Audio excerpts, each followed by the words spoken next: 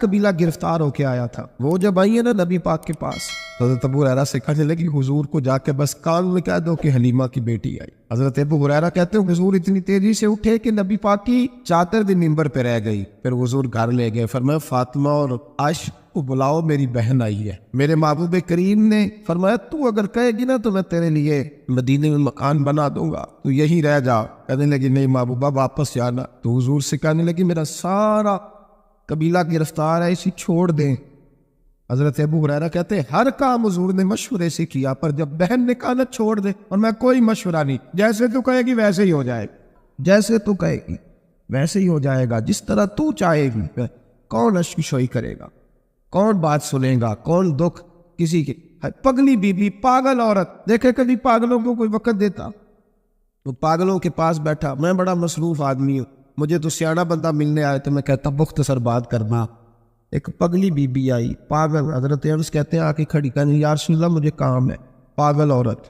نبی کریم صلی اللہ تعالیٰ علیہ وسلم نے کہا کیا کام ہے؟ تو اس کے محلے کے لوگ کھڑے ہو گئے، کہنے لگے حضور چھوڑیں گے تو دیوانی ہے، ایسی باتیں کرتی رہتی. جناب انس بن مالک فرماتے ہیں حضور ناراض ہوئے، اور میں تم سے بات کر رہی ہے کہ مجھ سے کر رہے ہیں؟ کرنے تو باتیں. کیا بات ہے بتا. کہنے لگی حضور یہاں نہیں کرنی، میرے ساتھ آئے. نبی کریم اس کے پیچھے پیچھے چلنے لگے. جناب انس فرماتے کہ صحرا میں لے گئی. نبی پاک ریت پہ بیٹھ گئے، سامنے بیٹھ گئی. کہنے لگی حضور بچوں کو منع کرے مجھے روڑے مار. فرمایا میں کہہ دوں گا، آپ نہیں کریں. حضور میرے گھر والے میری بات نہیں سنتے. فرمایا میں سمجھاؤں گا.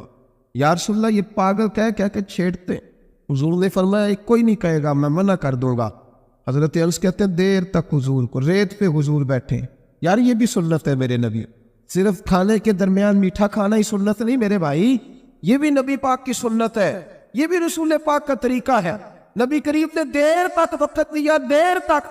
کبھی ہستی کبھی رو دیتی. حضرت انس کہتے ہیں میں نے یہ انداز بھی دیکھا، جب وہ ہستی تو حضور بھی ہنستے. کبھی کو پاگل کے غم سن کے بھی رویا. لیکن ایسا کوئی محبوب کہیں ہوگا نہ کہیں ہے. بیٹھا ہے چٹائی پہ مگر عرش نشیں ہے. میرے محبوب نے کھول کے باتیں سنی، کھول کے اپنی مرضی سے. کہنے لگی محبوبہ میں تھک گئی ہوں، اب آپ جائیں. حضور میں تھک گئی ہوں، آپ جائیں. نبی کریم اٹھے اور اٹھ کے فرمایا کسی کا خیال نہ کرنا، جب تیرا دل کرے دوبارہ آ جا. یار یہ حسن ہے، یہ وقار ہے کہ تو اشک شوئی کس طرح. میں نہ ابھی انتظار کر رہا ہوں، میں ابھی انتظار کر رہا ہوں کہ ایم این اے آئے گا تو اس غریب کی مدد کرے گا. میں ابھی انتظار کر رہا ہوں کہ ایم پی آئے گا تو اس کی مدد کرے گا. میں ابھی انتظار کر رہا ہوں کہ بہت بڑا سیٹ آئے گا تو مدد کرے گا. جب محلے کا اور گاؤں کا چودھری کسی غریب پہ ظلم کر رہا ہوتا ہے تو میں اپنے بچے کو کہہ رہا ہوتا تو نہ اس لڑائی میں جانا. ہمیں کیا لگا تو کون پھر اس کا ہاتھ. ظلم پھر ختم کیسے ہوئے؟ پھر کیا طریقہ ہے ظلم ختم کرنے کا جب کوئی ظالم کو ظالم کہنے کوئی تیار نہ ہو؟ وہ زمانہ جب نبی کریم صلی اللہ تعالی وسلم مکہ شریف میں اعلان نبوت فرمایا تھا تو سارا مکہ مخالف ہو گیا. سارا مکہ. ایک وقت عروج کا ہوتا ہے، ایک وقت ایسا ہوتا ہے جب غربت ہوتی ہے، ابتدا ہوتی. اسلام پر غربت کا زمانہ. قبیلہ بنو آراش کا ایک شخص مکے آیا.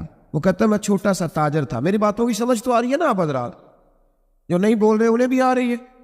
اللہ تعالیٰ آپ کو جزا دے. بس ایک تو بات اور عرض کر دی آپ حضرات. حضرت طارق بن عبداللہ رضی اللہ تعالیٰ عنہ اس کے راوی ہیں، فرماتے ہیں وہ بنو آراش کا رہنے والا شخص آیا. وہ کہتا میں چھوٹا سا تاجر تھا، بیوپاری تھا. میں گاؤں سے جانور اونٹ گھوڑے خریدا کرتا، مکے میں لا کے بیچتا، مدینے میں لے جا کے بیچتا، طائف میں. میں ایک دفعہ نا بڑے سرخ رنگ کے خوبصورت 2 اونٹ مکے لایا. میں مکے کے لوگوں کو زیادہ نہیں جانتا تھا، منڈی میں جو لوگ آتے جاتے تھے انہیں جانتا تھا، مال بیچ کے چلا جاتا تھا. آج میں مکے میں داخل ہوا تو ابو جہل مجھے کہنے لگا یہاں ایک شخص نے دعویٰ نبوت کیا، اس کے قریب نہ جانا. میں نے کہا ٹھیک ہے نہیں جاؤں گا. میں نے اونٹ دکھائے تو ابو جہل کو پسند آ گئے، سودا ہو گیا، اونٹ خرید لیے. وہ شخص کہتا ہے کہ اونٹ خرید کے نہ تو کہنے لگا فلاں محلے کی فلاں گلی کے فلاں کونے میں میرا گھر ہے، کل آ کے پیسے لے جانے. کہتے میں اگلے دن پیسے لینے گیا تو کہنے لگا آج نہیں میرے پاس، کل آنا. میں اگلے دن پھر گیا پیسے، کہنے لگا نہیں کل آ. ہوٹل ہوتے نہیں تھے مکے میں، میرا رشتہ دار کوئی نہیں تھا، میں فٹ پاتھ پہ سوتا. جو چند کھجورے اور سرکہ میرے پاس تھا وہ پہلے دن ہی ختم ہو گیا. انویسٹمنٹ بھی ساری وہیں لگی ہوئی تھی، گھر میں بچے بچیاں انتظار کر رہے تھے. میں بڑا مجبور ہوا، تھک گیا. تیسرے دن میں گیا تو میں نے کہا پیسے، کہنے لگا کل آنا. میں نے ذرا دبا کے بات کی، میں نے کہا یار میری کو پپو تو رہتی نہیں مکہ مکرمہ میں، غریب آدمی ہوں، میرے پیسے دے میں جاؤں. جب دبا کے بات کی تو کہنے لگا جا دوڑ جا، جہاں سے ملتے ہیں لے لے، بھاگ جا۔ یہ تاجر جب ڈوبتے ہیں نا تو معاذ اللہ تعالیٰ کچھ تو ایسے ہوتے ہیں جو خودکشی کر کے مر جاتے ہیں، اس لیے کہ بڑے لوگ ان کے ساتھ وابستہ ہوتے ہیں۔ جب کسی کی اصل راز ہی ڈوب جائے، کہتے ہیں میں کانپنے لگا۔ میں نے پوچھا لوگوں سے کہ تمہارے چودھری سردار بڑے کہاں بیٹھتے ہیں؟ تو کہا وہ جو حرم مکہ کے ساتھ ٹولیاں بنا کے بیٹھے ہیں نا، وہ سارے ہمارے سردار ہی ہیں۔ کہتے ہیں میں وہاں گیا، ابو سفیان تھے، ابو لہب تھا، عتبہ، طیبہ، شیبہ، ابو البختری، اخنس بن شریح، سب بیٹھے۔ میں نے جا کے کہا یارو میں بنو عراش کا رہنے والا ہوں، چھوٹا سا تاجر ہوں، 2 اونٹ یہاں لا کے بیچ بیٹھا ہوں تو ایک شخص نے خریدے ہیں، وہ پیسے نہیں دیتا۔ کہتے عتبہ بولا یا ابو سفیان بولا کہ کون ہے جو تیرے پیسے کھا گیا؟ طاقت ہے کسی کی، نام لے۔ تو کہتے میں نے کہا اس کا نام ابو جہل ہے۔ جب میں نے یہ کہا نا تو کہنے لگے اوہو وہ تو پیسے نہیں ملتے تیرے، تو بڑا گنڈا ہے، تو بہت بڑے بدماش کے پاس گزرتے، وہ تو نہیں پیسے ملنے لگے، کبھی نہیں ملتے۔ فرماتے اب میں کانپا، اب تو میری امیدیں ٹوٹنے لے، اب میرے آنسو چھلکنے لگے۔ تو ایک شخص نے نا مذاق کیا، ادھر دیکھیے گا میری طرف، مذاق کیا۔ کہتے ہیں سامنے نا خانہ کعبہ کی دیوار کے ساتھ ٹیک لگا کے رسول پاک تشریف فرما، نبی کریم بیٹھے ہوئے، نبی کریم۔ تو ایک بندے نے معاذ اللہ ثم معاذ اللہ نقل کفر نہ باشد، اس نے نا مذاق کیا، کہنے لگا وہ جو بندہ بیٹھا ہے وہ تیرا مسئلہ حل کر سکتا ہے۔ کہتے ہیں اس نے مذاق کیا، باقی ہنسنے لگے۔ مجھے سمجھ نہ آئی کہ بیچتے بھی ہیں اور مذاق بھی اڑاتے ہیں، لیکن ڈوبتے کو تنکے کا سہارا میں حضور علیہ السلام کے قریب پہنچا۔ نبی کریم کچھ وظیفہ پڑھ رہے تھے۔ یہ غریب آدمی نا بیچارہ وزیر سے بھی ڈرتا ہے تو پیر سے بھی ڈرتا کہ کہیں طبیعت پہ کوئی چیز گرا نہ گزر جائے۔ تو کہتے ہیں میں ڈرتے ڈرتے نا پیچھے بیٹھ گیا کہ فارغ ہوں گے تو میں بات کروں گا۔ فرماتے میں ابھی پیچھے بیٹھا ہی تھا، پورا بیٹھا بھی نہیں تھا کہ میرے رسول پاک نے میری طرف توجہ فرمائی، رخ میری طرف پھیرا، 2 جملے نبی پاک نے کہے تو مجھے یوں لگا جیسے پردیس میں مجھے ماں مل گئی۔ 2 جملے، پہلا فقرہ حضور نے فرمایا پردیسی لگتے ہو، اور دوسرا فقرہ فرمایا پریشان لگتے ہو۔ فرماتے ہیں بات چھم چھم میرے آنسو گرے، چھم چھم۔ اور بھائی کوئی اپنا ملے تو رونے کا مزہ آتا ہے، کوئی دکھ پوچھے تو پھر بتا آنسو گرائے نا، ہر ایک کو تو دکھ سنائے بھی نہیں جاتے۔ وہ شاعر اردو کا ہے، آپ کی سمجھ میں آ گیا تو بڑا اچھا ہے۔ اس نے کہا تھا کہ ہجوم غم میں بھی توہین ضبط غم نہ ہوئی، ہم اس احتیاط سے روئے کہ آنکھ نم نہ ہوئی۔ ہجوم غم میں بھی توہین ضبط غم نہ ہوئی، ہم اس احتیاط سے روئے کہ آنکھ نم نہ ہوئی۔ اب روئے بھی ہیں پر ہم نے کوشش کی ہے کہ کوئی ہمارے آنسو نہ دیکھے، چھپ چھپا کے روئے۔ فرمانے لگے نبی رحمت صلی اللہ علیہ وسلم نے فرمایا پردیسی اور پریشان لگتے ہو۔ کہتے میں جب رویا نا تو کریم رسول نے کام بھی نہیں پوچھا، یہ بھی نہیں پوچھا مسئلہ کیا، مجھے تبکی دی۔ فرمایا چپ کر، روتا کیوں ہے؟ جیسے تو کہے گا ویسے ہی ہو جائے گا۔ کیا کہا بریلی کے امام نے؟ فرمانے لگے غم زدوں کو رضا مجدہ دیجیے کہ جاؤ اعلان کر دو، غم زدوں کو رضا مجدہ دیجیے کہ ہے، بے کسوں کا سہارا ہمارا۔ نبی کریم نے فرمایا فکر نہ کر، جیسے تو کہے گا ہو جائے۔ کہتے حضور پہلے مجھے گھر لائے، سرکہ کھلایا، کھجوریں دی، دودھ پلایا، میں 2-3 دنوں کا بھوکا تھا، میں نے راج کے کھایا۔ کہتے جب میں سیر ہو گیا نا میری تسلی ہو گئی۔ اب حضور نے فرمایا بتا تیرا مسئلہ کیا ہے؟ سارا علاقہ کسی اور طرف ہے، شہر کسی اور طرف ہے، پر میرے نبی حق کے ساتھ ہے۔ حالات نہیں ہے اس وقت کہ حق کے ساتھ کھڑا ہوا جائے، پر حضور حق کے ساتھ ہے۔ میرے نبی کریم سید عالم صلی اللہ تعالی علیہ وآلہ وسلم نے فرمایا، کریم رسول فرمانے لگے کیا مسئلہ ہے؟ ابو جہل پیسے نہیں دیتا۔ فرمایا اس نے کیوں نہیں دینے، دے گا پیسے، کیوں نہیں دینے پیسے؟ دیکھ کچھ لوگ شرافت کو بزدلی سمجھتے۔ وہ ایک درویش تھا تو کسی نے سخت بات کر دی تو کہنے لگا میرے ساتھ سخت بات نہ کر، ایٹ سیٹ تے پکھڑا کوار گندل اسی اور بھی بوٹیاں جاننے، ایٹ سیٹ تے پکھڑا کوار گندل تے اسی۔ اور اس کا ترجمہ اقبال نے بھی کیا۔ اقبال کہنے لگے وہ ہلکا یارا تو بریشم کی طرح نرم، پر رزم حق و باطل ہو تو فولاد ہے مومن، رزم حق و باطل ہو تو اشداء علی الکفار رحماء بینہم، کافر پہ سخت اور آپس میں رحم دل، یہ اصول ہے مومن کا۔ نبی کریم نے فرمایا کیوں نہیں پیسے دینے، دے گا۔ ان الذین قالوا ربنا اللہ ثم استقاموا تتنزل علیہم الملائکہ، جو رب کا نام لے کے ڈٹ جائے اللہ اس کی مدد کے لیے فرشتوں کا نزول فرما دیا کرتا ہے۔ نبی کریم علیہ السلام ساتھ چلے آہستہ آہستہ، اور بھائی کونسلر رکا بھی لکھ دے تو اس کی مہربانی۔ ویسے تو کونسلر کے دروازے پہ سویرے کو چلا جائے نا غریب آدمی، امیر آدمی پہ تو خیر پرچہ بھی ہو تو ایسا ایسا سب پوچھتے ہیں چودھری صاحب درخواست آئی ہوتا کی کرنا ہے، تو غریب آدمی کو لے جاتے ہیں، تو وہ پھر جاتا ہے بیچارہ کونسلر صاحب کے پاس، چودھری صاحب کے پاس، تو پھر اندر سے پیغام آتا ہے کہ چودھری صاحب ٹوتھ پیسٹ کر رہے ہیں، پھر پیغام آتا ہے کہ بریڈ گرم ہو رہا ہے، پھر پتہ چلتا ہے کہ اب اخبار پڑھ رہے ہیں، وہ غریب باہر بیٹھا ہے، پھر باہر آ کے پوچھتے ہیں گاڑی کرا کے لائے ہو، وہاں کیسے جانا ہے؟ وارث شاہ مان کری نہ وارثاں دا، رب بے وارثا کر کے مار دائی، بے پروائی ویک سجن دی جتھے کسے دی پیش نہ جاوے، اونے تاجاں والے در در رولے، تاجاں والے در در رولے تے منگتے آ تخت بٹھاوے، وہ سجنا کسے نو کارا ملدا ہی کوئی کعبے او خالی آم ڈر اس کی بے نیازی سے۔ اور بڑے بڑے حاجی نمازی، ناراض نہ ہونا میری بات سے، بڑے بڑے حاجی نمازی حق کی بات کرنی ہوتی ہے تو پیچھے ہٹ جائے، ایک بابا بلے شاہ صاحب کی بات نہ کرتے درمیان میں، بابا صاحب نے بڑا شکوہ کیا، کہنے لگے حج بھی کیتی جاندے ہو تے لہو بھی پیتی جاندے ہو، حج بھی کیتی جاندے ہو تے لہو بھی پیتی جاندے ہو، کھو کے مال یتیماں دا تے بھیج مسیتی جاندے ہو، پٹ دلاں دے سیندے نہیں تے ٹوپیاں سیتی جاندے ہو، نفس تے چھری پھیر دے نہیں تے دمبے کیتی جاندے ہو، فرض فلائی بیٹھے ہو تے نفلہ نیتی جاندے ہو، او دسو تے سی بلے شاہ نو ایک ہی کیتی جاندے ہو، او کچھ دسو تے سی بلے شاہ ایک ہی کیتی۔ نبی کریم صلی اللہ علیہ وسلم نے فرما دینا کیوں ہم آپ کے ساتھ، حضور ساتھ چلے، تو اس شخص کہتے ہیں جب گلی میں حضور جا رہے تھے نا تو میرے دل میں خیال آ رہا تھا کہ وہ تو بڑا بدماش ہے اور حضور تو بولتے بھی دھیما دھیما ہے، وہ تو بڑا گنڈا ہے، اور میں 100 باتیں کرتا تو حضور ایک جواب دیتے، نیچی نظروں کی شرم و حیا پر درود، اونچی بینی کی رفعت پہ لاکھوں سلام۔ تو محبوب پاک کیسے بات کریں گے؟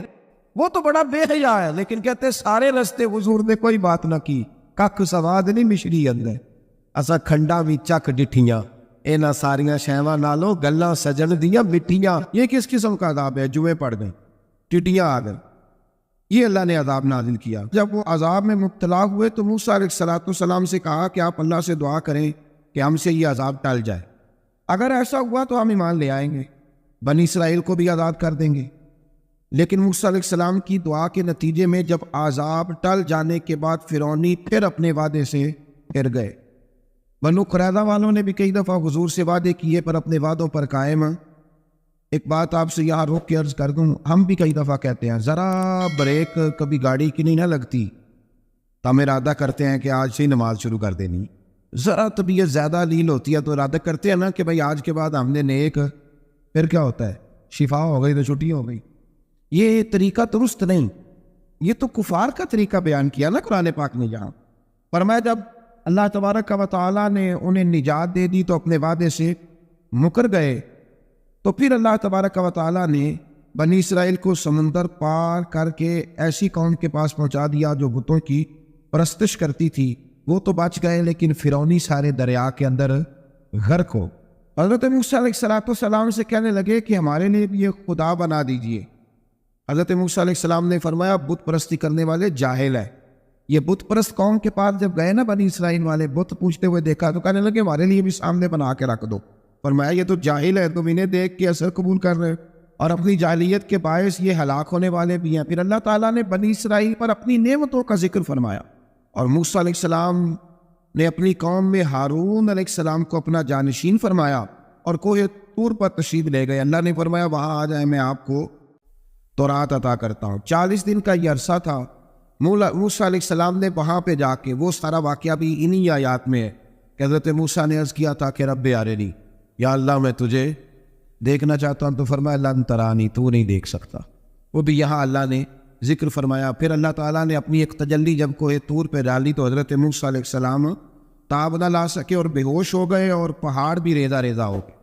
اس کا ذکر بھی اللہ نے انہی آیات میں فرمایا۔ آیت نمبر 144 سے 155 تک حضرت موسیٰ علیہ السلام کو رسالت عطا کرنے، کلیم اللہ کا منصب عطا کرنے، تورات عطا کرنے کا ذکر ہے۔ آگے چل کے بتایا کہ جو متکبر لوگ ہیں نا وہ آیات الہیہ سے منہ پھیرتے، اور جو لوگ اللہ کی آیات اور قیامت کو جھٹلاتے ہیں ان کے اعمال باطل ہیں۔ پھر موسیٰ علیہ السلام کے کوہ طور پر قیام کے عرصے میں بنی اسرائیل کے زیورات سے پچھڑا بنا کر اسے معبود بنانے کا ذکر ہے۔ ان میں ایک جادوگر تھا سامری، سونا ہے سلالہ میں اس کی قبر ہے۔ حضرت موسیٰ کوہ طور پہ چلے گئے تو اس نے پیچھے سے نا سونے کا ایک بچڑا بنا لیا اس میں سونے کی تاریں اس کے منہ میں لگائیں، آواز چلتی تھی تو بجتی تھی۔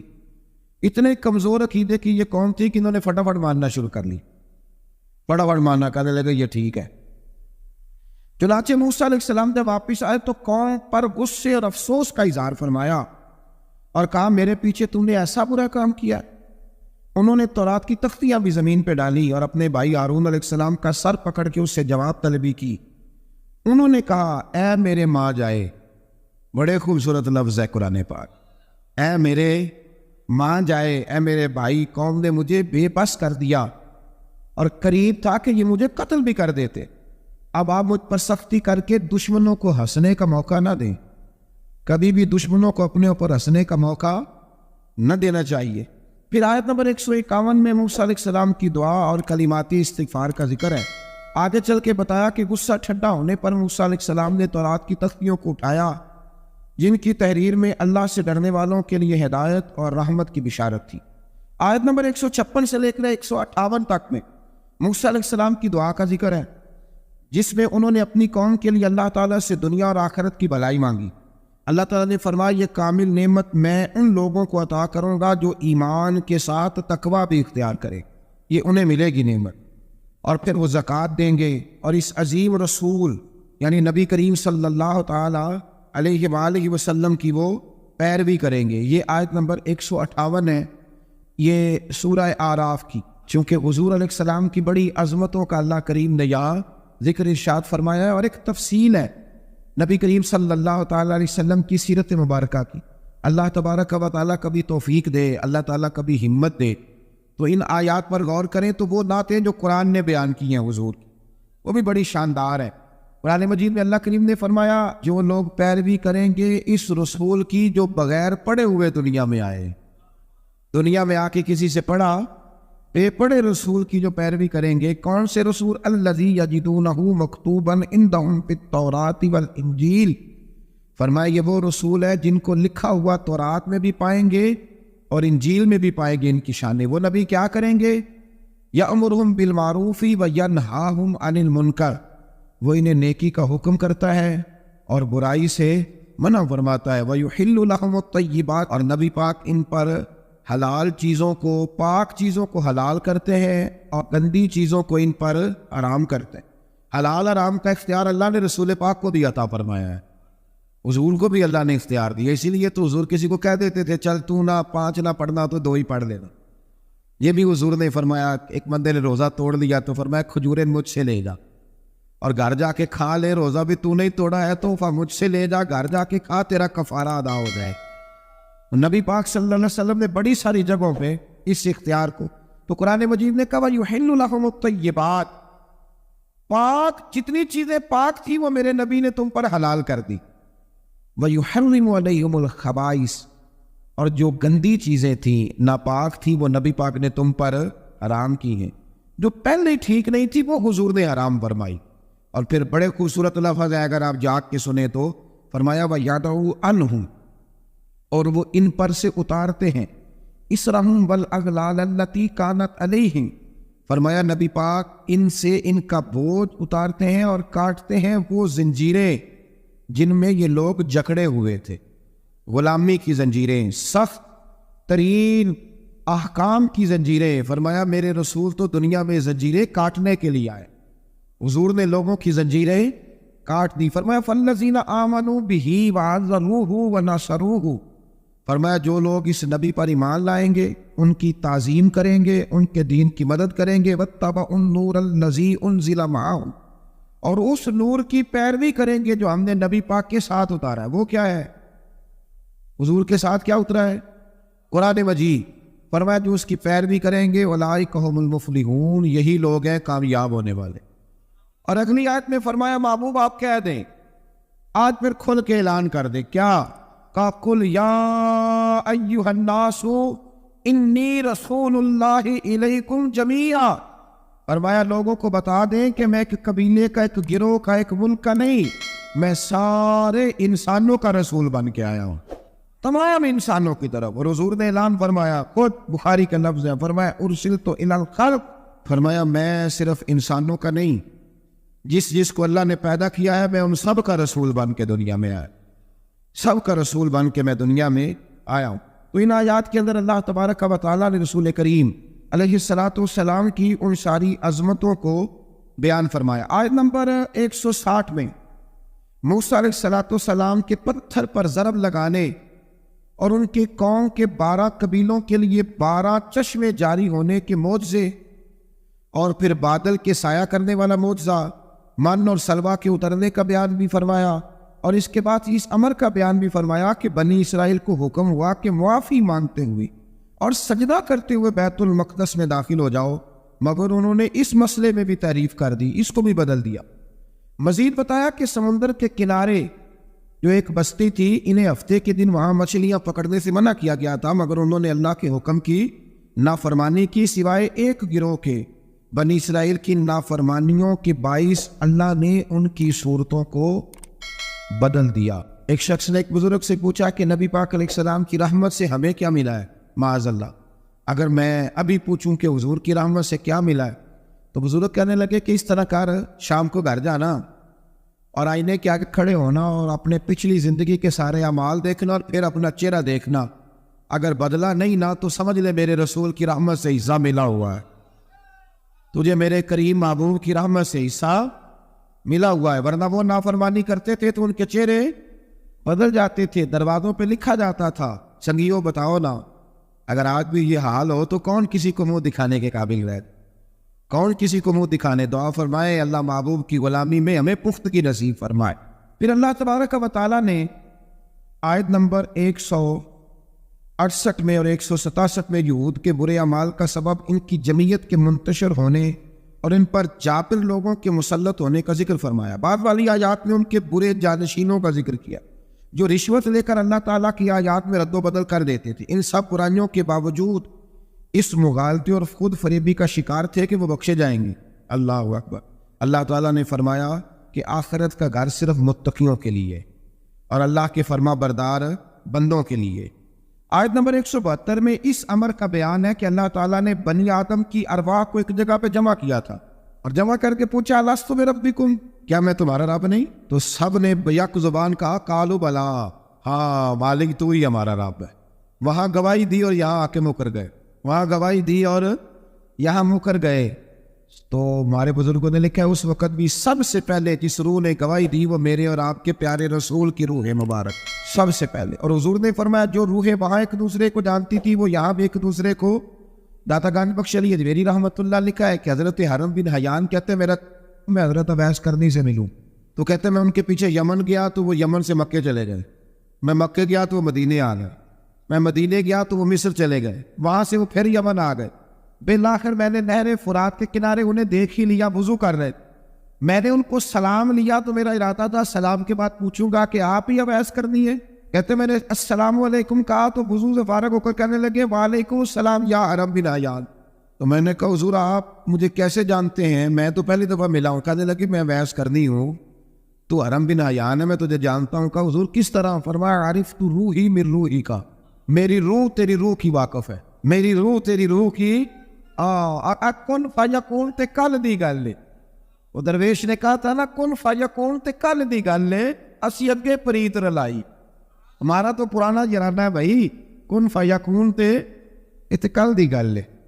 اللہ تبارک و تعالیٰ سمجھنے کی توفیق عطا فرمائے۔ یہاں بڑے لطیف نقطے ہیں، بڑی باتیں ہیں، اور انشاءاللہ تعالیٰ کسی وقت کریں گے۔ اس آیت میں بڑا کچھ لکھا ہے ہمارے بزرگوں نے اور کمال کر دیا جس نے جو لکھا۔ بہرحال پھر آگے چل کے اللہ تعالیٰ نے ارشاد فرمایا آیت نمبر 175 میں بغیر نام لیے ایک شخص کا ذکر فرمایا۔ بعض بزرگوں نے کہا وہ بلعم بن باورا ہے، اور بعض نے کہا امیہ بن خلف ہے، بعض نے کہا ابو عامر فاسق ہے۔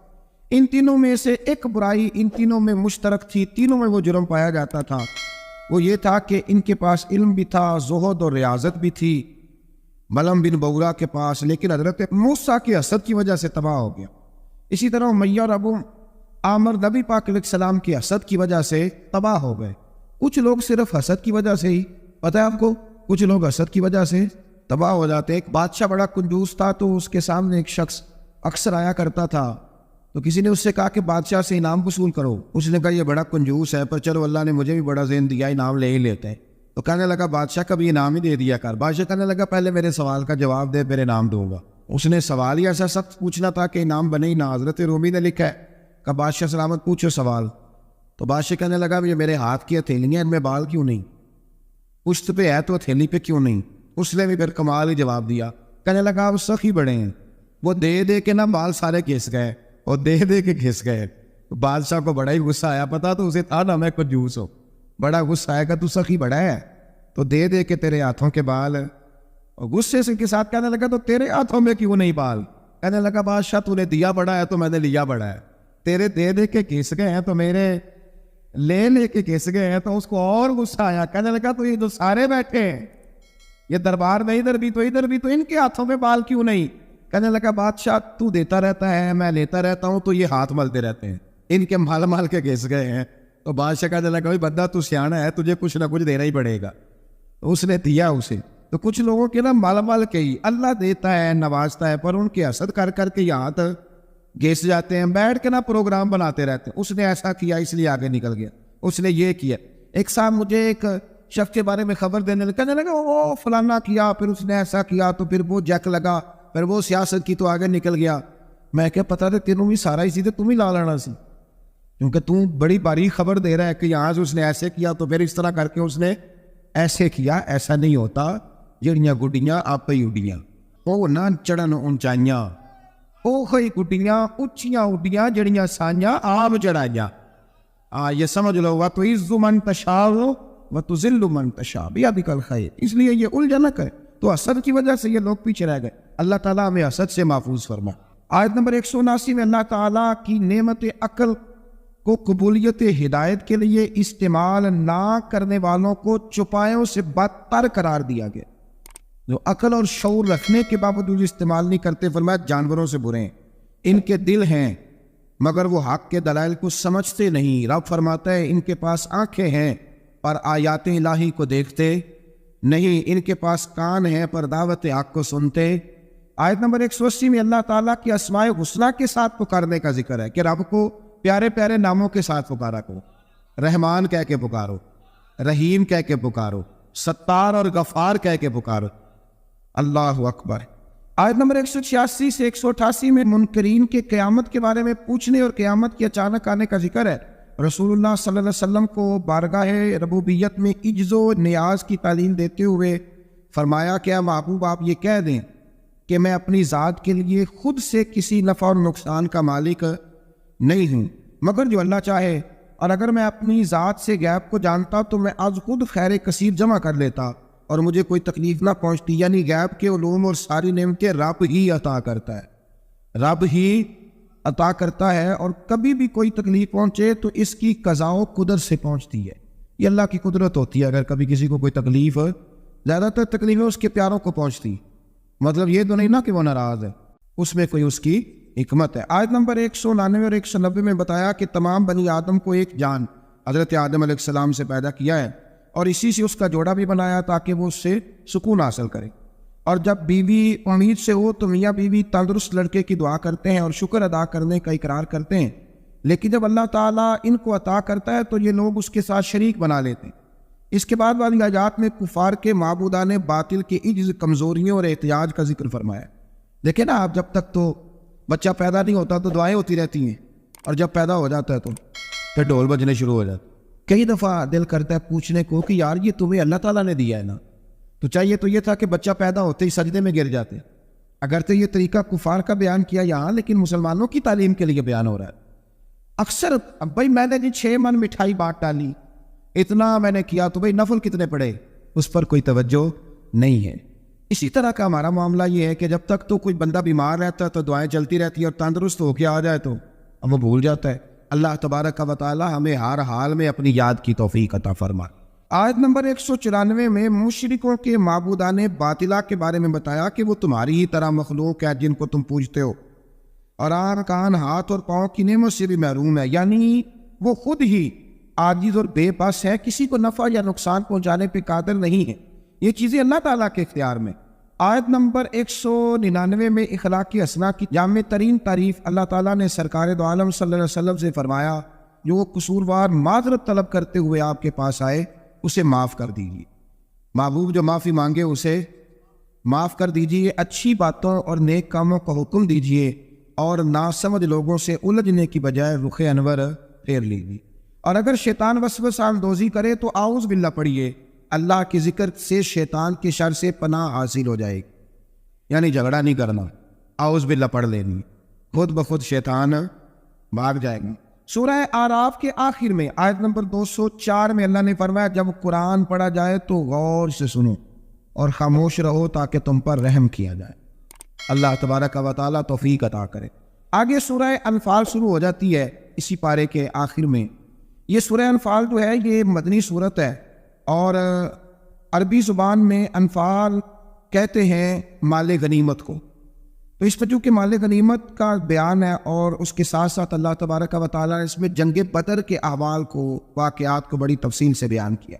اس کی آیت نمبر 2 سے کامل مومنوں کی صفات بیان کی گئی ہیں۔ اس میں اللہ تعالیٰ نے فرمایا کہ جو کامل مومن ہیں وہ اللہ تعالیٰ سے ڈرتے ہیں، آیات الہی سن کر ان کے ایمان کو تقویت ملتی ہے۔ وَإِذَا تُلِيَتْ عَلَيْهِمْ آیَاتُهُ زَادَتْهُمْ ایمانا، جب اللہ کی آیتیں پڑھی جاتی ہیں تو ان کے ایمان بڑھتا ہے، یعنی ان کے ایمان میں پختگی آ جاتی ہے۔ فرمایا وہ اپنے رب پر بھروسہ بھی کرتے ہیں، نماز بھی قائم کرتے ہیں، زکوٰۃ بھی ادا کرتے ہیں۔ فرمایا یہ ہیں جو سچے پکے مومن ہیں۔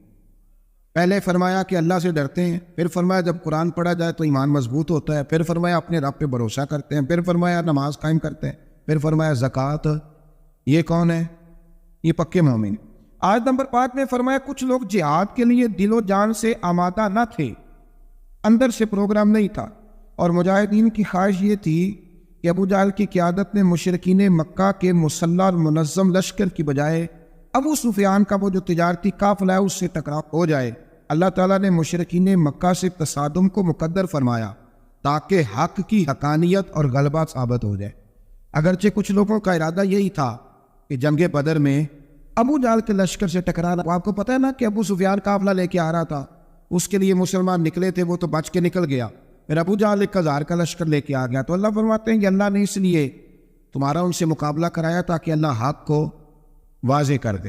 آیت نمبر 9 سے لے کر 24 تک بتایا گیا ہے کہ اللہ تعالیٰ نے بدر میں مجاہدین کے اطمینان قلب کے لیے اور فتح کی بشارت کے طور پر فرشتے نصرت کے لیے بھیجے۔ فرشتے آئے مدد کرنے۔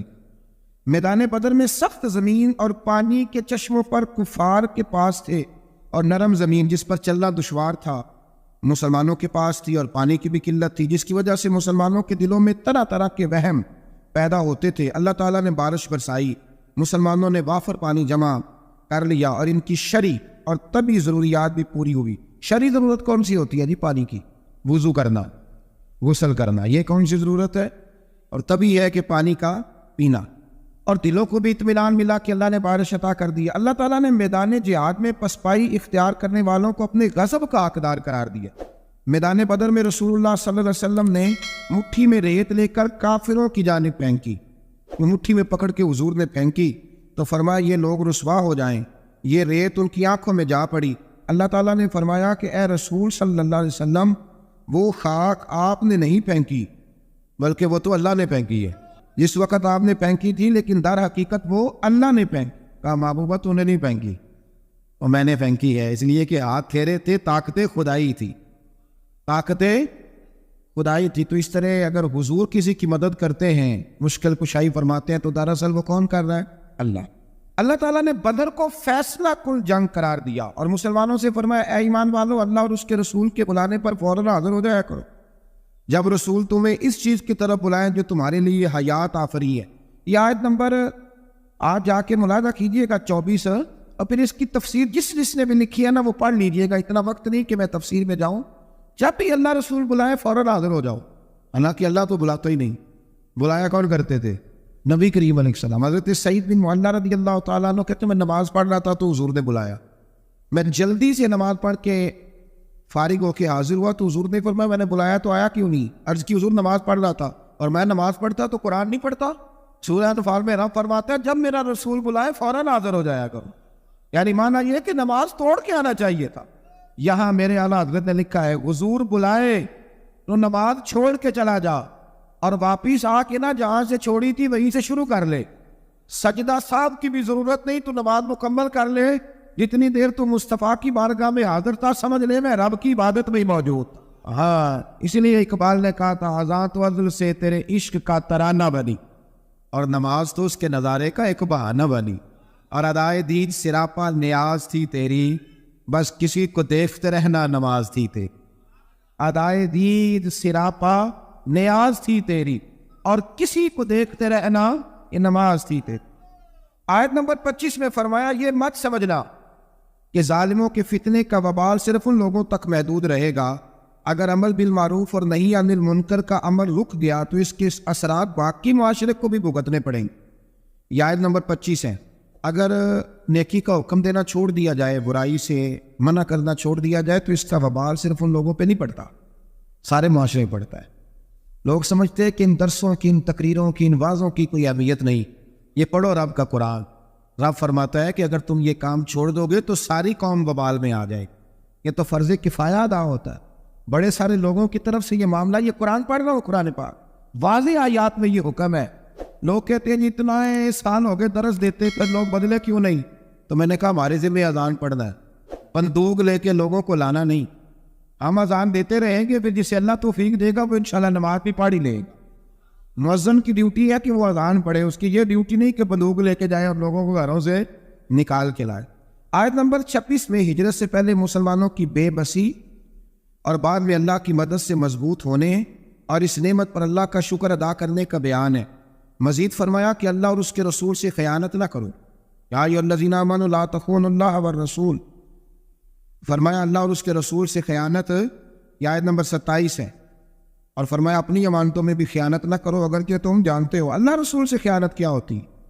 تو اس آیت کے تحت حضرت عبداللہ ابن عباس فرمایا کرتے تھے جس نے فرض چھوڑے اس نے اللہ سے خیانت کی، اور جس نے سنت کو چھوڑا اس نے نبی پاک سے خیانت۔ اللہ تعالیٰ فرض ادا کرنے کی بھی توفیق دے اور مصطفیٰ کی سنت کا پیار بھی ادا فرمائے۔ آیت نمبر 30 میں ہجرت کے موقع پر مشرکین مکہ نے اپنی پارلیمنٹ میں، دارالندوہ جو ان کی پارلیمنٹ تھی جس میں وہ بیٹھتے تھے، رسول اللہ صلی اللہ علیہ وسلم کے بارے میں وہاں بیٹھ کے جو مشاورت کی تھی اس کے احوال اللہ نے بیان کرتے ہوئے فرمایا اس وقت کو یاد کرو جب کافر آپ کے خلاف سازشیں کر رہے تھے تاکہ آپ کو قید کریں یا معاذ اللہ ثم معاذ اللہ قتل کریں یا جلا وطن کریں۔ کیا خوبصورت انداز ہے۔ اللہ فرماتا ہے وہ اپنی سازشوں میں لگے ہوئے تھے اور اللہ تعالیٰ اپنی خفیہ تدبیر فرما رہا تھا، اور اللہ بہترین تدبیر کرنے والا ہے۔ کہتے ہیں جو میرے خلاف سازشیں کر رہے ہیں، میں نے کہا چھوڑ، تو رب کی مدد حاصل کر، اللہ بہترین تدبیر کرنے والا ہے۔ آیت نمبر 32 سے 35 میں فرمایا کفار مکہ اپنی سرکشی کی وجہ سے اس طرح کے مطالبات کرتے تھے کہ اگر آپ کے پاس یہ قرآن حق ہے تو اللہ سے دعا کیجیے کہ ہم پر آسمان سے پتھر برسائے یا ہمیں دردناک عذاب دے۔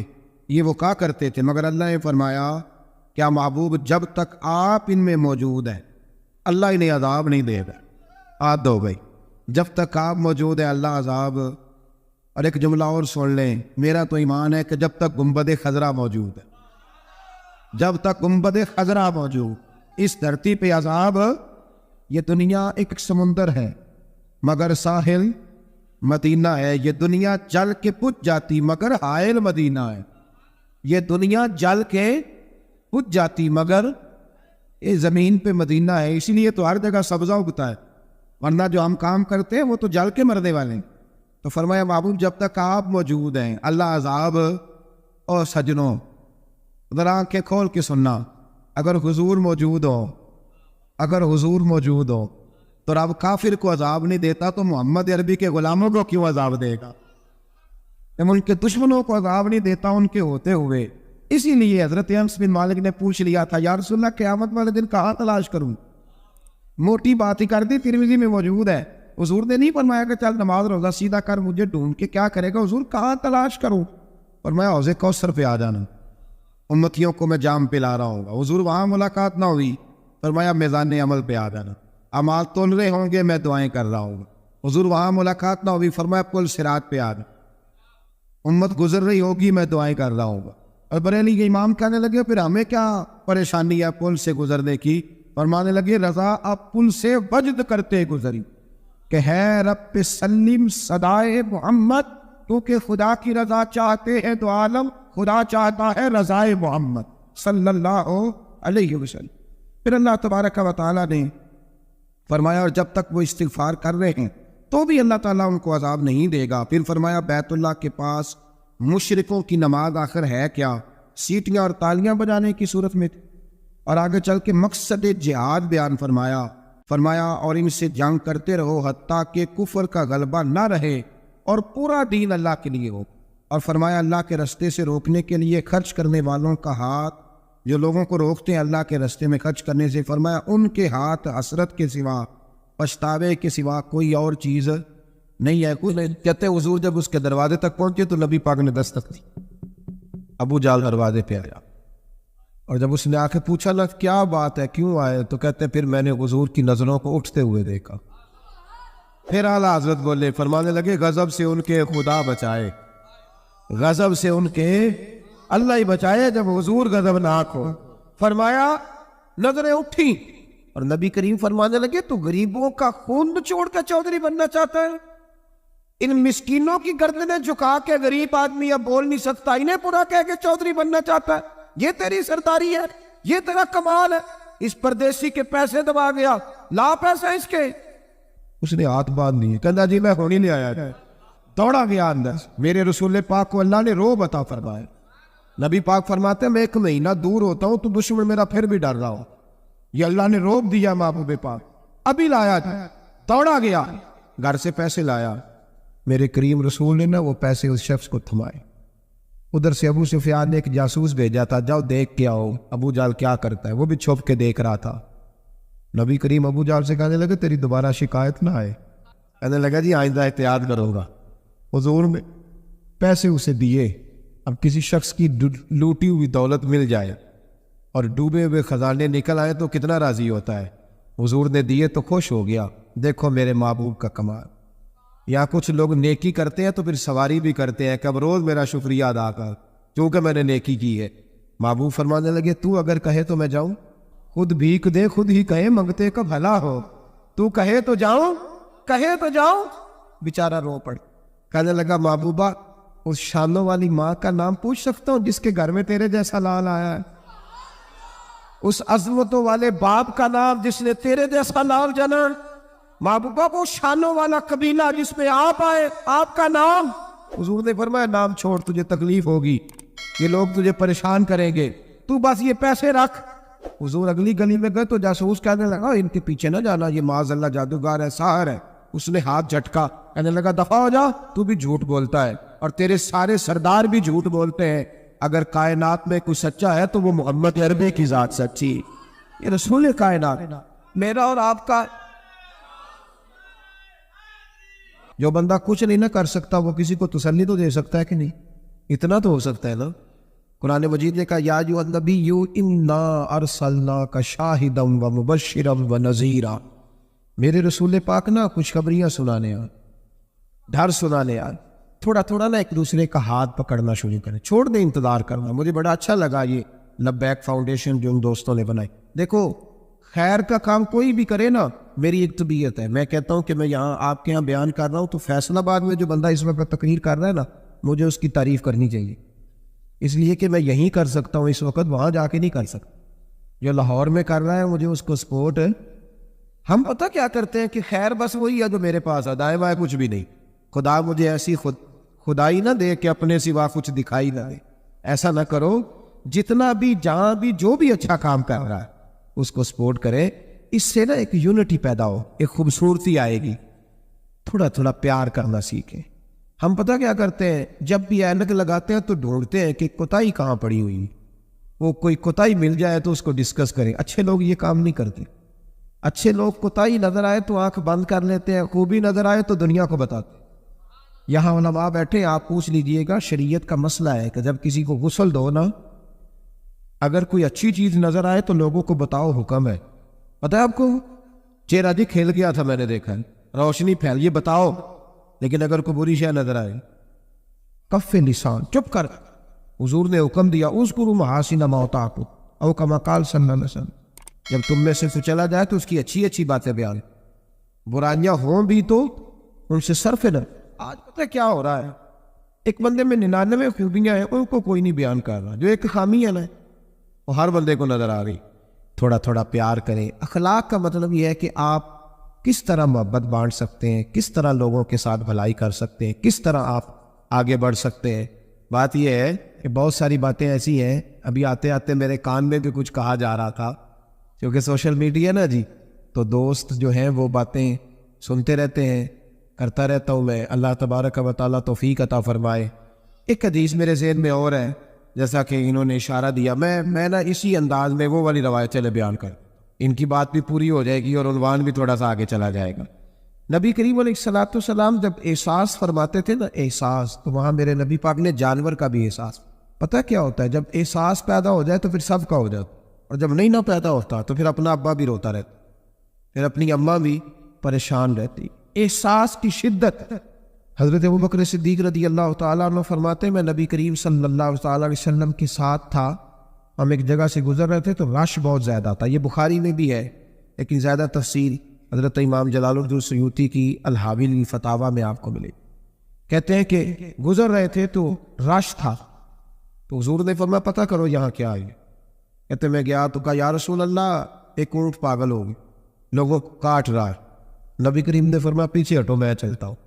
اب یہ لفظ لکھے امام سیوطی نے کہ لوگ نا اونٹ کو قابو کرنے کی کوشش کر رہے تھے تو نیزے مار رہے تھے، تیر، آپ کو پتہ ہے نا، ہلکان کرنا چاہتے ہیں کہ وہ جو ہے نا وہ اس قدر کمزور ہو جائے کہ گر جائے، پاگل جو ہو گیا تھا کاٹ رہا۔ کہتے ہیں حضور نے جب اس کی کیفیت دیکھی تو نبی پاک نے جلال فرمایا پیچھے ہٹ جاؤ، یہ کیا طریقہ ہوا؟ مت حضور نے انہیں پیچھے کیا تو وہ اونٹ، جانور، یہ صحیح بخاری کی متواتر درجے کی حدیث ہے، نبی کریم نے فرمایا ارسلت الی الخلق، میں صرف انسانوں کا نہیں، میں اللہ کی ساری مخلوق کا رسول بن کے آیا، میں مخلوق کا رسول ہوں، مخلوق کا، وما ارسلناک الا رحمۃ للعالمین۔ نبی کریم صلی اللہ تعالی علیہ وسلم نے جب دیکھا تو اونٹ حضور کی طرف دوڑتا آیا، اس نے آ کے حضور کے قدم چومے، رسول کریم نے اس کی پشت پر ہاتھ پھیرا۔ امام سیوطی نے لکھا کہ اونٹ کی آنکھوں میں آنسو آ گئے۔ ایسا بھی کبھی ہوا ہے وہ رو پڑا تو میرے محبوب نے فرمایا اس کے مالک کو بلاؤ۔ جب تک وہ مالک کو بلانے گئے حضور نے رسی لی، اس کے ناک میں نکیل ڈال دی، حضور نے اسے باندھا، چارہ کھلایا، پانی پلایا، اور جب مالک آیا تو حضور نے فرمایا وہ پاگل نہیں ہے، وہ تو تمہاری شکایت کر رہا ہے۔ وہ کہتا ہے حضور ضرورت سے زیادہ بوجھ ڈالتا ہے اور چارہ اور پانی بھی وقت پہ نہیں دیتا، وہ تو شکایت کر رہا ہے۔ جب احساس پیدا ہوگا نا، احساس، تو پھر دروازے پہ بندھی ہوئی بھینس کا بھی خیال آ گئے۔ لیکن جب اخلاق سے انسان عاری ہوتا ہے پھر اس کی زندگی اپنی ذات سے شروع ہو کے اپنی ذات پر ختم ہوتی ہے۔